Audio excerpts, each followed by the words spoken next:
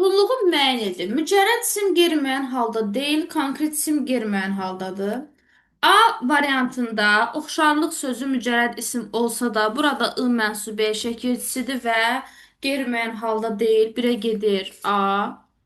Ruhumun ən incə tellərini dilə gətirən bir hadisə idi. Burada da ruh sözü mücərrəd isim olsa da müəyyən yəli haldadır. Ona görə birə də gedir B. Atası uşaqlarına kitab üzü almışdı. Kitab konkret isimdir və qeyri-müəyyən yəli haldadır. Özündən sonra da mənsubiyyət işlənib. 2-yə gedəcək C. Kitabın səhifələrinin bərisi cırılmışdı. Burada iki konkret isim görürük. Kitab və səhifə hər ikisi müəyyən haldadır. Ona görə bu heç birinə getmir. Dolmaları hazırlayacaq aşpaz üzüm yarpağı almağımızı istədi. Üzüm konkret isimdir və qeyri-müəyyən yerli haldadır. Həmçinin 2-yə də gedəcək Y.